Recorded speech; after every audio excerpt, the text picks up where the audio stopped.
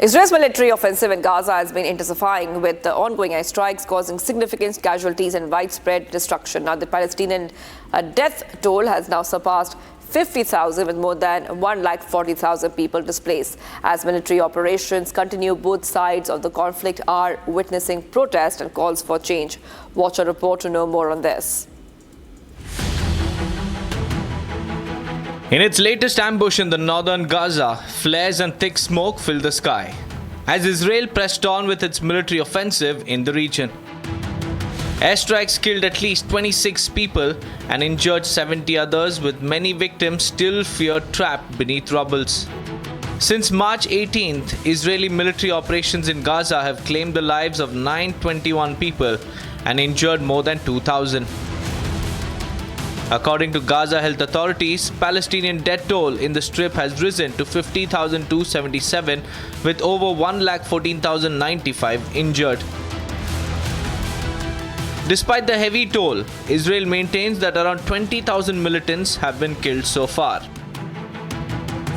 Amid the military operations, Israel has also continued to block all food and shipment to Gaza, worsening the situation on ground. As the conflict rages on, protests have been filling both sides across the West Bank.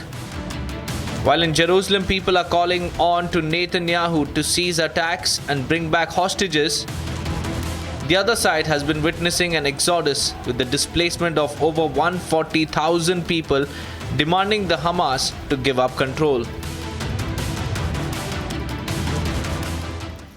As China growingly turns assertive, U.S. initiates mission to embolden its preparation and alliance in the Pacific. Now, Defense Secretary Pete Hegseth has embarked on a week-long visit to U.S. bases in the Pacific. He visited U.S. base in Japan on Saturday. Here's a report.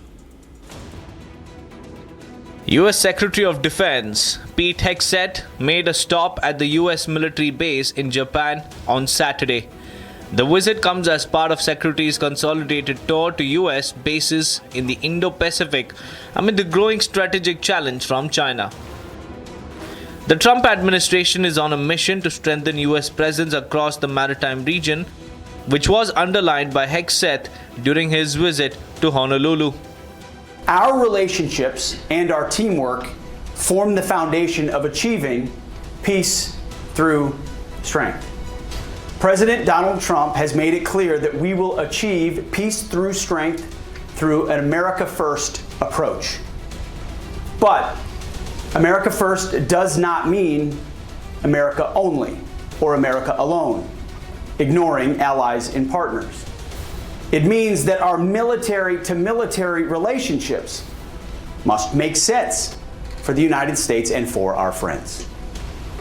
Where there are imbalances, we will fix them, we will find them, and we're going to fix those imbalances. U.S. now wants to embolden its alliance with China-wary countries of the Pacific. Earlier, the Defense Secretary visited the Philippines to reassure its traditional Southeast Asian ally. Meanwhile, Hegseth also underlined the importance of U.S.-Japan alliance along the Indo-Pacific. The U.S.-Japan alliance shows those brave men of 1945 how yesterday's enemy has become today's friend. Our alliance has been and remains the cornerstone of freedom, prosperity, security, and peace in the Indo-Pacific, and it will continue. In an earlier development, the US, Japan, and the Philippines conducted joint naval drills in disputed South China Sea in a unified display of power to China.